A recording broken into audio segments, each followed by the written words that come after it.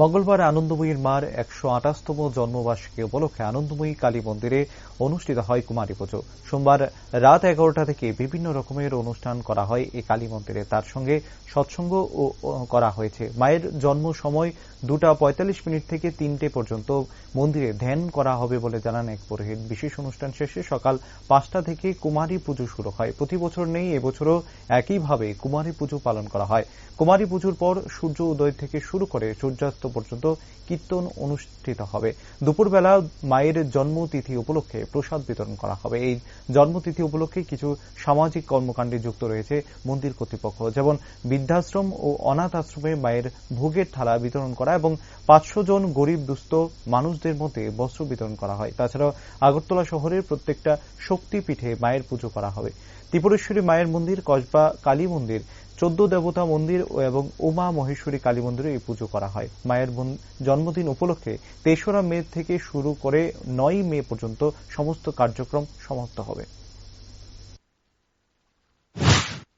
২৮তম জন্ম তিথি পালন হচ্ছে। আমাদের গতকালকে রাত্রি বেলা ১১টা থেকে এখানে বিভিন্ন অনুষ্ঠান আমরা করেছি, ধার্মিক অনুষ্ঠান, এর সঙ্গে সৎসঙ্গ হয়েছে।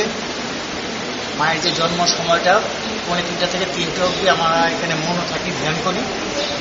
তারপর আমাদের বিশেষ সৎসঙ্গ অনুষ্ঠান শেষ হয়েছে এবং আমাদের ৫টা থেকে আমাদের কুমারী পূজা চলছে।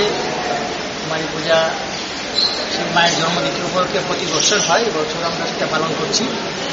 কুমারী পুজোর পর আজকে সূর্য উদয় থেকে সূর্যাস্ত পর্যন্ত এখানে কীর্তন হবে এবং দুপুরবেলা আমরা মায়ের জন্মতিথি উপলক্ষে প্রসাদ বিতরণ করব, লোক সমাগম হবে। প্রতি বছর নয়, বছর এটা আমরা পালন করছি এবং এই জন্মতিথি উপলক্ষে আমরা কিছু সামাজিক কর্মকাণ্ড আমরা করেছি, কাজকর্ম কার্যক্রম, যেমন বৃদ্ধাশ্রম অনাথ আশ্রমে আমরা মায়ের ভোগের থালা পরিবেশন করেছি। আমরা ৫০০ জন দুস্থ এবং গরিব মানুষের মধ্যে বস্ত্র বিতরণ করেছি এবং যতগুলি আগরতলাতে আমাদের শক্তিপীঠ আছে, মাতাবাড়ি থেকে শুরু করে কসবা এবং অন্যান্য যেগুলি আমাদের আছে, ১৪ দেবতা বাড়ি, শিববাড়ি, লক্ষ্মীনারায়ণ বাড়ি, এবং আমরা আমাদের উমা মহেশ্বর কালী মন্দিরেও আমরা মায়ের নামে গতকালকে পুজো হয়েছে।